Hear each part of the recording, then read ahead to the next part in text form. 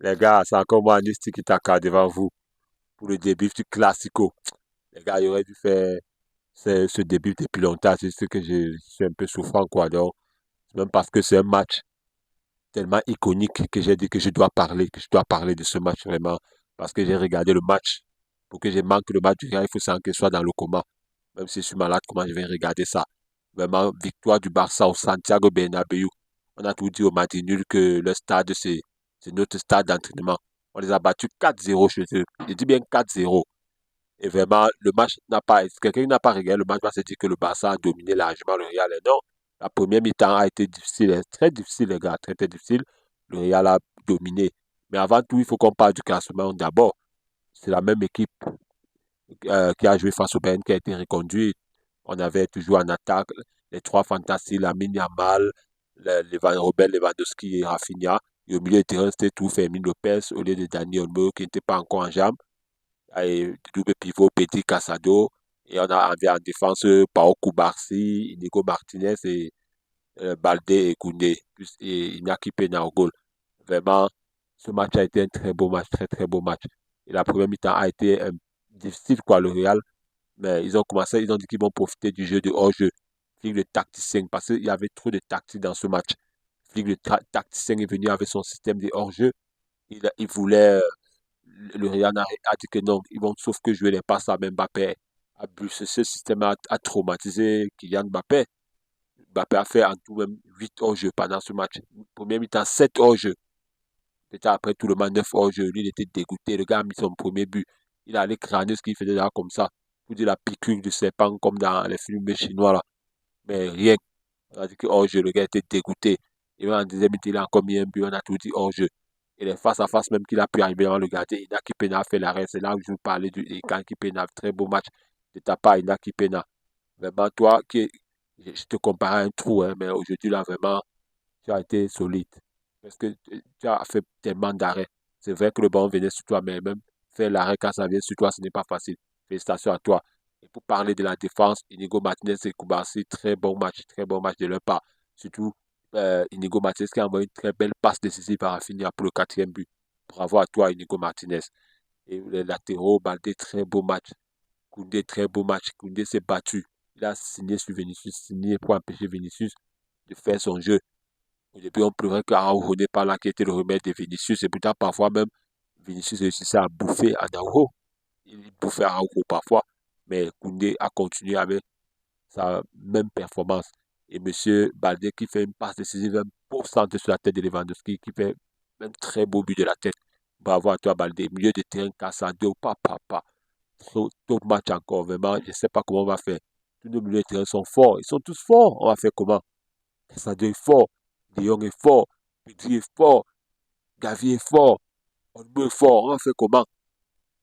Donc, on ne sait même plus quoi faire parce que Casado, normalement, c'était lui le remplaçant, mais il a tellement fait ce qu'on peut même plus, on ne peut plus le sortir. Il est partout.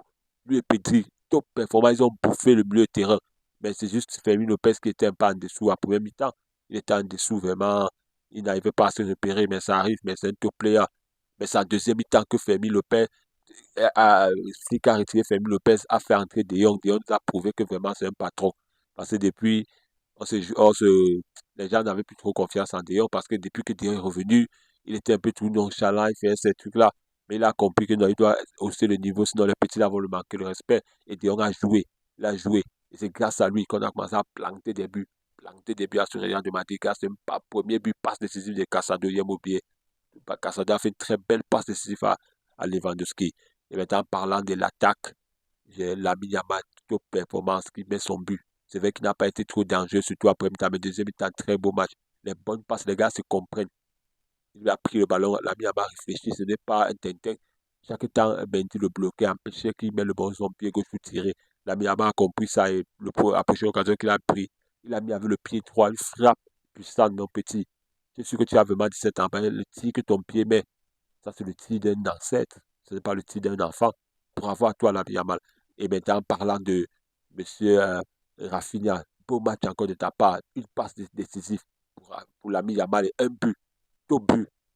Vraiment, Rafinha, tu es un but, tu es un coureur normal. Tu dois aller faire la course et les Usain Bolt. Ton travail, c'est même pas le foot. le gars, Lucas Vasquez, il a mis Monsieur Inigo Martinez envoie une passe de de la défense, un long ballon. Rafinha est derrière, il essaie de bouger pour ne pas entrer dans le hors-jeu. Il est même derrière Monsieur Lucas Vasquez. Mais voilà que Rafinha finit toujours, il dépasse Lucas Vasquez, il arrive, il pousse le ballon avec la contrôle, avec la tête, et il met un piqué qui monte. Les défenseurs sont allés sauter, tomber dans les goals là-bas, c'est des dingueries. Ce genre de but me fait tellement marrer. On a écrasé ce Real de Madrid. Et voilà, maintenant parlons de Lewandowski qui a bien doublé. Vraiment, voilà pourquoi on t'a acheté Lewandowski. On veut un gars clinique, que dès qu'il y a l'occasion, c'est dedans. On ne veut plus perdre le temps. Dès qu'il y a une occasion, c'est dedans. Bravo Lewandowski, tu as fait ce dont on a besoin de toi. Il est bien fait. Il y a eu deux ratés. Mais au moins, il y avait déjà 2-0. Mais tu as raté deux occasions que tu marquais tes 4 buts. On gagnait ce match 6-0. Il fallait qu'on enterre ce Real de Madrid, mais ça passe 4-0, c'est toujours bon. Pour dire que nous sommes de retour, le Barça est de retour. Concernant le Real, vraiment, Vinicius, son match a été aussi la Mbappé flop. Flop, c'est pas normal qu'un attaquant expérimenté comme toi soit hors jeu, tombe dans ce piège bêtement comme ça. Vraiment. Et de l'autre côté, on a Lucas Vasquez, nul. Même le Rudiger et Militao, ils n'ont pas été bons. Kamavinga, mauvais. Donc le Real a été nul. Sur ce match, on les toca. Vraiment, comme le dirait Stan. Donc les gars, c'est tout ce que j'avais dit par rapport à ce match. On essaiera de revenir vraiment à froid sur ce match parce que pour le moment, il y a les émotions. Parce que ça fait longtemps que le Real, on n'a plus battu et on a empêché le Real d'atteindre les 43 matchs sans défaite. On les a empêchés de battre le record du Barça. Merci à mon Barça, Visca Barça, les gars, abonnez-vous, likez, commentez, partagez. Nous sommes ensemble à Catalogne.